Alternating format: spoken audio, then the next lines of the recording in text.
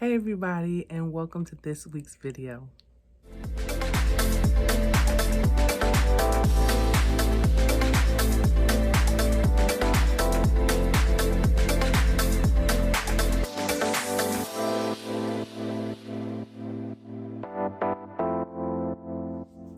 Hello, it's Vanessa Lowe. I am an independent paparazzi consultant with Paparazzi Accessories, and this is my video on good customer service. Again, during these series, I like to talk about being a paparazzi consultant and all things that we need to consider, all things that help us be a better consultant, help us grow in the business, and help us be successful. So today, we're going to be talking about customer service, good customer service. What are some things that we should consider when it comes to customer service, and what is good customer service, right? So, when we say customer service, what we're talking about is we're talking about our interactions and our relations with the people who purchase our $5 jewelry, right? Because we are here to provide a product and they are here to purchase it.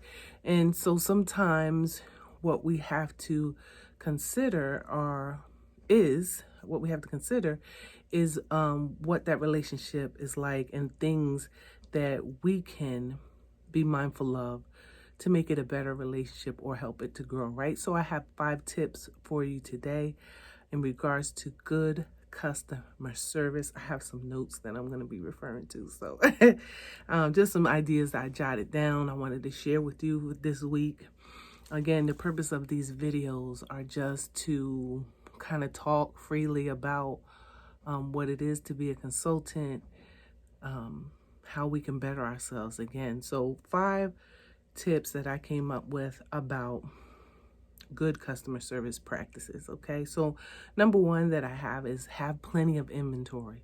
Have plenty of inventory. Man, is that important? That is hugely important because of number 1, we wouldn't have any customers if we don't have inventory, right? So, but having plenty inventory is different. So, you get these customers in the beginning, you have these 35 pieces, and you see very quickly that people around you may like it, and you start to run out. So you really want to have a good plan in the beginning in regards to replenishing your inventory. You never want to run out completely. There will be times where you purchase something and you sell out, and you have to tell customers, hey, I don't have that anymore. But you always want to have plenty inventory where you can say, hey, but I have this piece that is similar style or similar color or similar metal to offer them perhaps. And that's a good customer service practice to have, because we know that the jewelry it sells out. We get on there and we purchase the jewelry, and then there's no more of it, and there's nothing really we can do about that, right? But when it pertains to our customers, if we run out, you want to be able to say, hey, I have something else in mind. What do you think about this? And if they say no, but at least you tried, and it's a good customer service practice, right? Instead of just saying, nope, I don't have that anymore, right? A lot of people choose to then go search for it with other consultants.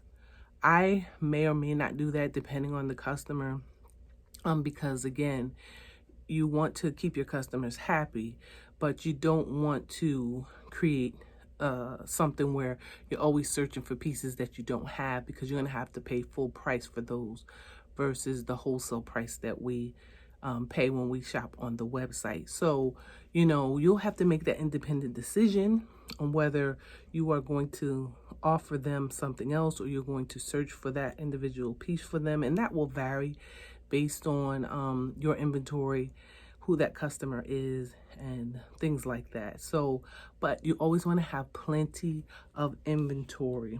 Plenty of inventory. Know your customers and what they want.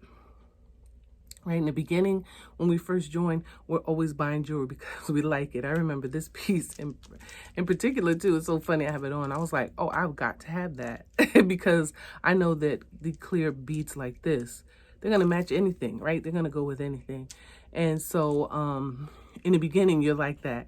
And you still have a little bit of that, if I'm being honest, as you progress along. But once you start establishing customers, another thing to remember when you have plenty of inventory is knowing what your customers like and purchasing that.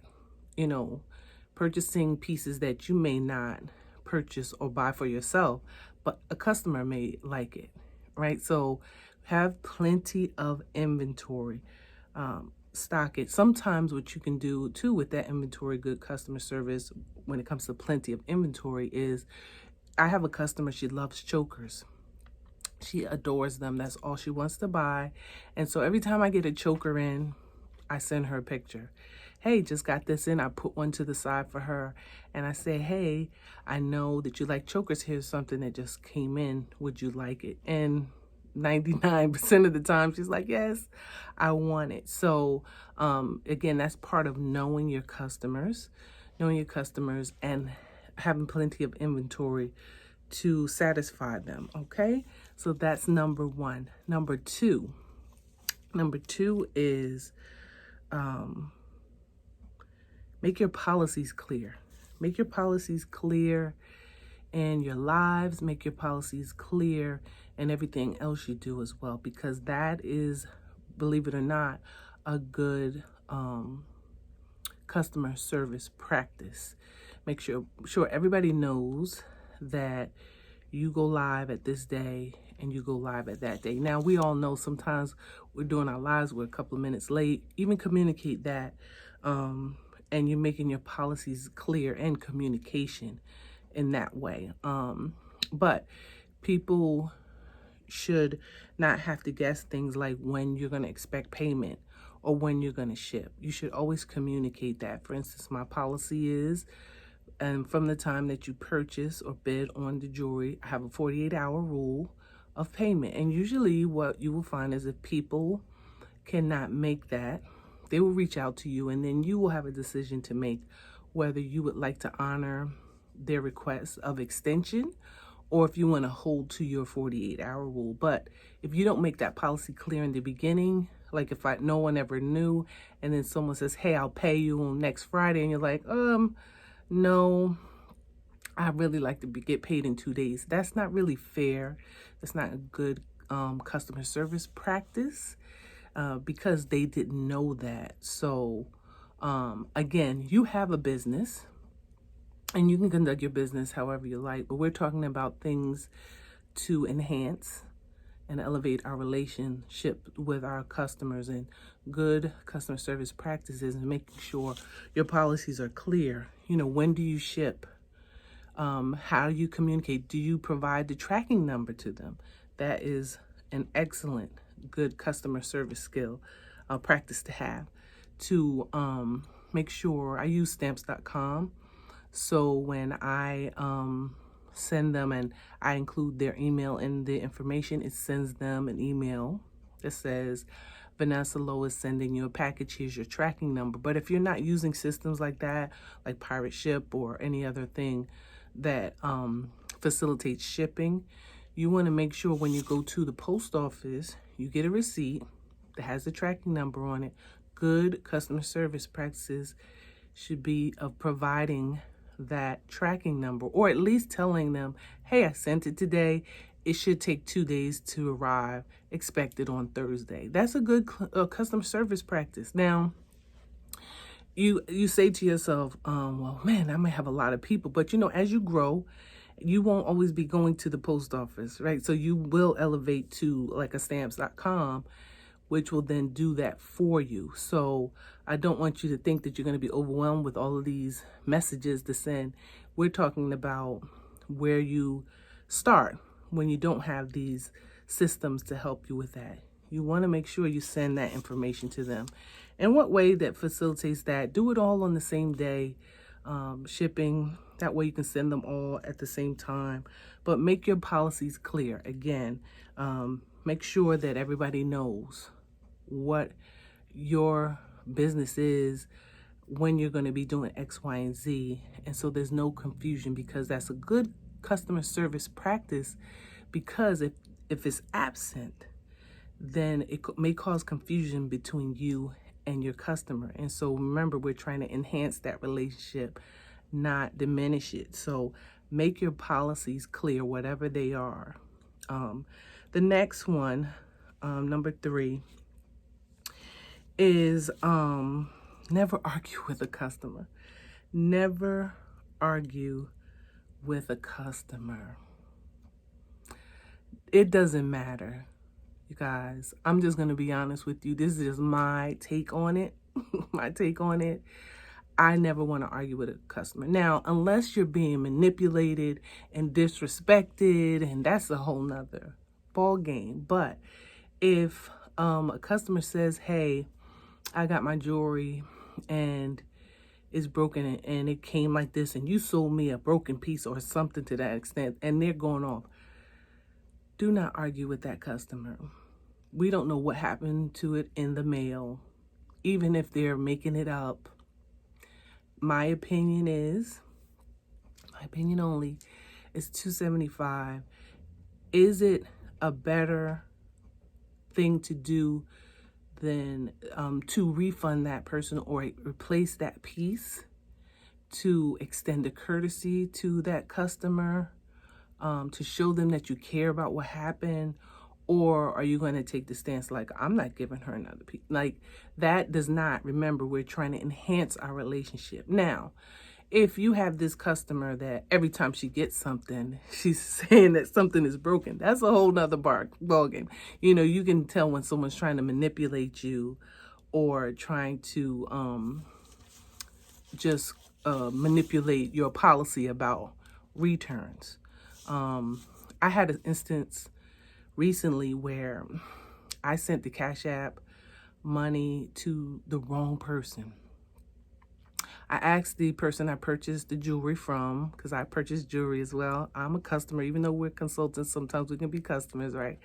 I purchased jewelry from someone, and I said, hey, is this your Cash App? And they said, yes. I sent the money, and it turned out that wasn't them. It was like missing one letter. It was like the same exact Cash App name, but it was missing, like, it was like ZZZ, and it was missing a Z or something like that. And I felt horrible. But guess what that person did? She said, hey, sis, let me know. I requested a refund. Shame on the person who kept that money because they never sent it back to me. And I said, hey, I requested a refund, and I said, sent in error. I even put in the subject, the note, paparazzi jewelry. You know you didn't sell paparazzi jewelry, but that's neither here nor there. The person that I bought the jewelry from said, hey, let me know. If they don't refund you the money, this one's on me. And I thought that was so great. She didn't have to do that. She could have said, okay, well, here is mine. Please send me my money. And it would have really been okay because I made the error, even though when we were talking, we had both assumed that was the right one. She didn't have, but that was a good customer service practice. You know, she's like, you know what? It was a couple of pieces. Let me just refund your money back, okay?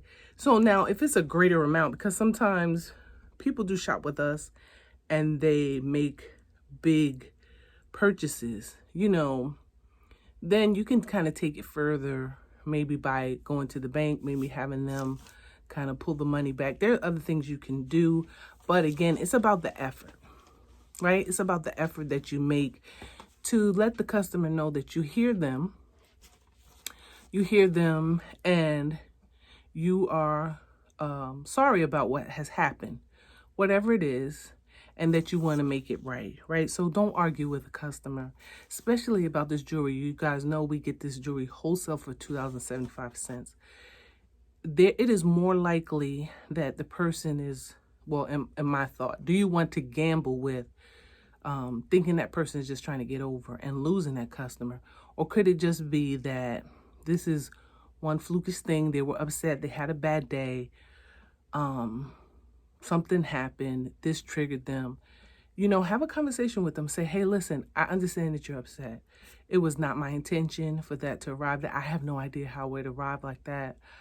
When I packaged it, it wasn't. But here's what I'm going to offer you. Sometimes you can even say, Listen, I don't have that piece, but next show, come on, pick something out. I've done that before, and I will send it to you. So it's like the cost of doing business, in my opinion. It's the cost of doing business. Now, everybody doesn't have that policy. Let me just say this.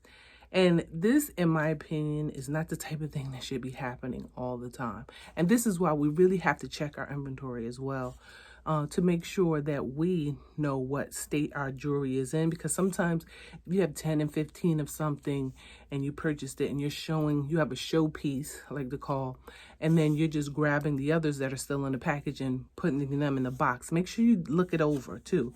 Look it over to make sure that it's in the condition that it should be, okay? The next one, so that was number 3. Number 4 is take care in your shipping and packaging. What does that mean? Make sure that when you are packaging jewelry, that you present it well, that you just don't throw it in an envelope and let it get tossed like spaghetti by the time it gets to your customer, right? You don't want that. That's not going to be a good look when they open up the package. You have to package your jewelry in a way that is professional, is safe for the jewelry, and represents you and your business. Those things that you want to make sure. So when someone receives that, what conclusion are they going to come to about your business? Good customer service practices. These are things that maybe you don't think about. Sometimes we think customer service practices is just our interaction on the live, interaction when we talk to people during vending events. But some of these other things, like making sure you package your jewelry with care, is an extension of that relationship, elevating that relationship with your customer, right? Because again, if they get their package and it's tossed to the wind, or is broken and they can see, well, you didn't really package it very well, it's not a good customer service practice. So make sure you utilize all the tools that you need. Now, I'm not saying, like, when I first started, man, I can tell you, it was like Fort Knox. All of my packages were bubble wrapped 5 and 6 times. It's like if they drop this and throw this like a football, it is going to bounce back. No, I'm not saying that. Something I had to grow into. What is the safest way to ship this, but to make sure it's protected, right? Great thing to mention is that we get these inserts from Paparazzi. Let me grab one of them really quick. They give these to us in every box. And a lot of people have talked about this. This is not new, but use this. It's free. It comes in your box. You wrap it and it looks great. Customer service practice. Wrap your jewelry in this. You put it in the envelope. Sometimes I even tape my business card to this. I tape my business card to it so it looks presentable, right? And it tells your customer something. Oh, wow, this looks great. This is my beautiful jewelry in here. So make sure you package and ship it with care, right? Make sure it's protected. If you have some bling jewelry, sometimes I put a little bit of extra bubble wrap around that because, again, I had this customer one time when I first started. Man, she used to send me stuff. I swear to you, I thought her postal worker was just throwing the box at her door. The way her stuff, and she bought a lot of jewelry from me. And it was always something. She was so gracious. No, it's okay. I just want to let you know. But I made sure I honored her honesty and her understanding with, free pieces and things like that. Because I'm telling you, it was like crazy. I was like, this man is mad at her, or this woman is mad at her who was ever delivering this box. And so I started wrapping her stuff a little bit more careful. And it didn't cost me a lot more. It really did not. Bubble wrap is really light. So just that extra layer said something that, hey, she heard what I said about the jewelry, and she's trying to make sure it doesn't happen again. All right. So That's number 4. Take care with your packaging and shipping. The last one that I want to share with you is, again, we're talking about good customer service practices, is don't be afraid to give your jewelry away. Give jewelry away. Good customer service. Now, this is a border in marketing techniques as well. But the reason why I include that in this top 5 list is because good customer service, think about it. Hey, you like this piece. I just threw it in. That will say a lot. Sometimes I have customers that are watching and they're like, okay, I'm done. No more. I met my budget, but then you see them say, hey, oh, that's pretty on the next piece or something like that. Every so often, I give that jewelry to my customers, especially my loyal customers. They come in, they watch you every week. Don't get me wrong. There is another avenue of giving jewelry away where you want to expose people to the jewelry. People who have never worn paparazzi before, people who have never seen paparazzi or heard of paparazzi. I just got my taxes done and my accountant was like, what is that? And I was like, we'd love to hear that. Let me tell you all about paparazzi, right? But you never know, right? You never know. So there is a part of this where when you give away jewelry, it is to expose your business and market your business. Say, hey, you want to give jewelry away. So people say, hey, this stuff is nice.